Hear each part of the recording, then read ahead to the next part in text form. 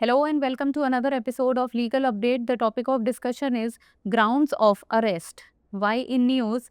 Recently, in the Manjeet Singh alias Inder alias Manjeet Singh Chana versus State of Uttar Pradesh and two others case, the Allahabad High Court overturned the arrest of a man in a forgery and cheating case, citing the failure to provide written reasons or grounds for his arrest. This omission violated his constitutional rights under Article 22(1) and the requirements of Section 50 of CRPC. Background of the case: the petitioner challenged his arrest in a forgery and cheating case under various IPC sections including 420, 467, 468, 469, 406, 504 and 506. The petitioner argued that his constitutional rights were violated as the reasons for his arrest were not communicated to him in writing and the arrest memo did not specify the grounds.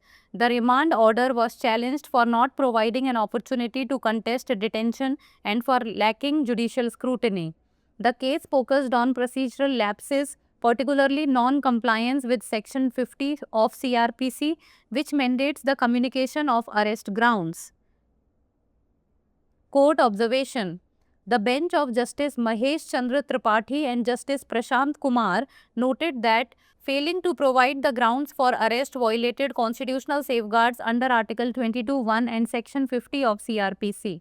It emphasized that the accused's right to legal aid, including the right to consult a lawyer, is protected under Articles 21, 22(1) and 39A of the Constitution.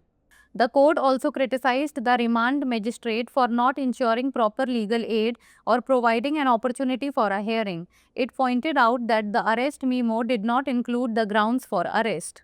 As a result, the court set aside the remand order and quashed the arrest of the accused. Right to inform about arrest.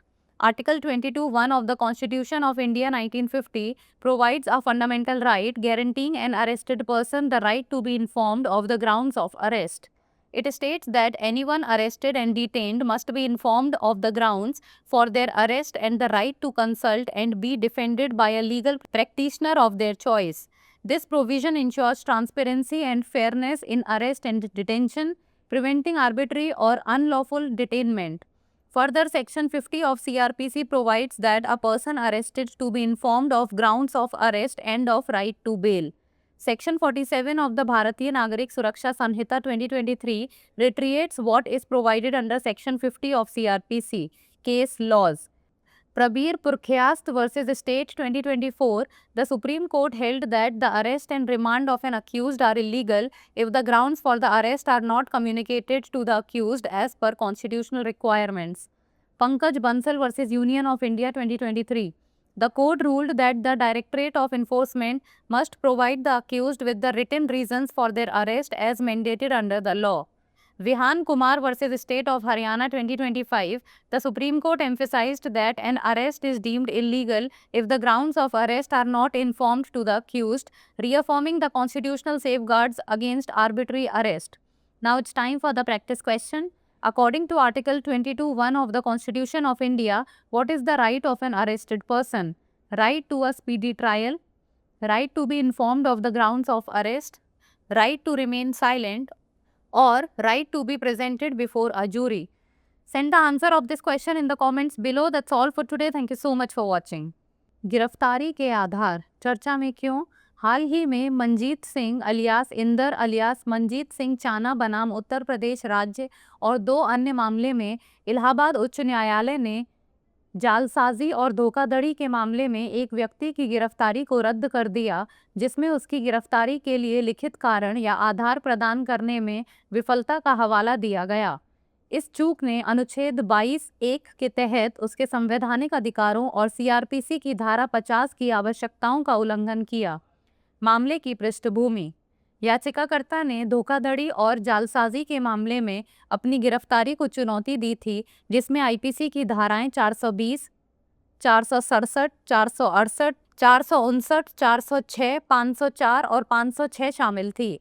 याचिकाकर्ता ने तर्क दिया कि उसकी संवैधानिक अधिकारों का उल्लंघन हुआ है क्योंकि गिरफ्तारी के कारण उसे लिखित रूप में नहीं बताए गए और गिरफ्तारी मेमो में भी गिरफ्तारी के आधार स्पष्ट नहीं थे।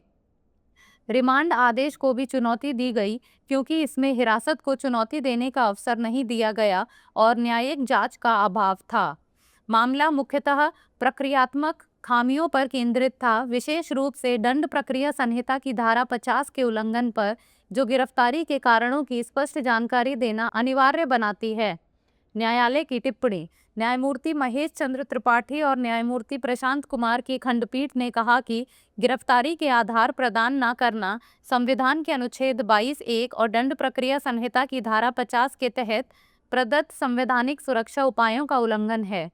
कोर्ट ने यह भी स्पष्ट किया कि आरोपी को कानूनी सहायता का अधिकार, जिसमें वकील के परामर्श का अधिकार शामिल है, यह अधिकार अनुच्छेद 21, 22(1) और 39(a) के अंतर्गत संरक्षित है।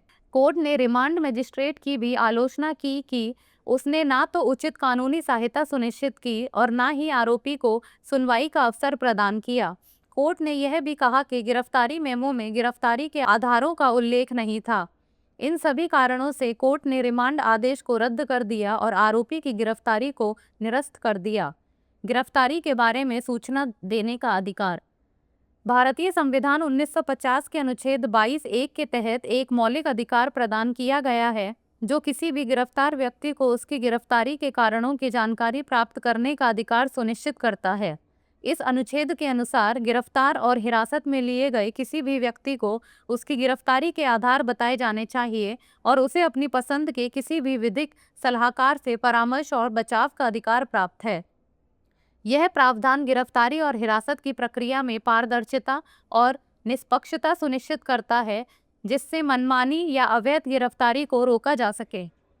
इसके अतिरिक्त दंड प्रक्रिया संहिता की धारा 50 यह स्पष्ट करती है कि गिरफ्तार व्यक्ति को गिरफ्तारी के कारणों और जमानत के अधिकार के बारे में सूचित किया जाना आवश्यक है।